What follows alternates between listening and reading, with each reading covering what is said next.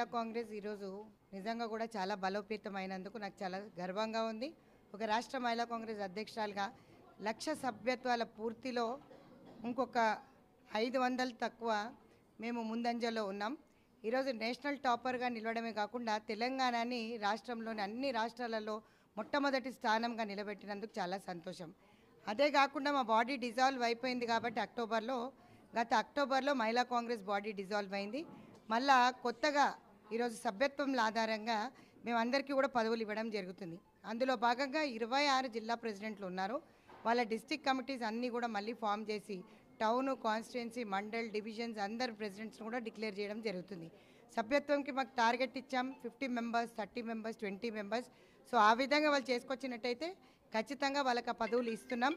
ఎందుకంటే మీరు చూసినట్టయితే గతంలో కంటే కూడా భిన్నంగా మహిళా కాంగ్రెస్ పనిచేస్తుంది. ఈరోజు యూత్కి, ఎన్ఎస్యుఐకి పోటీగా మహిళా కాంగ్రెస్ పనిచేస్తుందంటే మహిళలు అన్ని విధాలుగా రాణిస్తారు, అన్ని రంగాలలో రాణిస్తారు అనే దానికి ఇది నిదర్శనమని నేను అనుకుంటాను.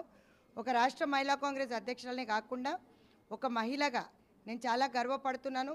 ఈరోజు SC, ST, BC, minority, OBC అన్ని వర్గాలను కలుపుకొని ఈరోజు ముందు కంటే కూడా 3 ఇంతలు ఎక్కువ మహిళా కాంగ్రెస్ సభ్యత్వం చేసుకొని ముందంజలో ఉంది తెలంగాణ మహిళా కాంగ్రెస్. సో ఈ ఒకేషన్లో ఈరోజు అందరికీ కూడా 5 జిల్లాలకి పర్ డే 6 డిస్ట్రిక్ట్స్కి సంబంధించి ఆర్డర్స్ ఇవ్వడం జరుగుతుంది.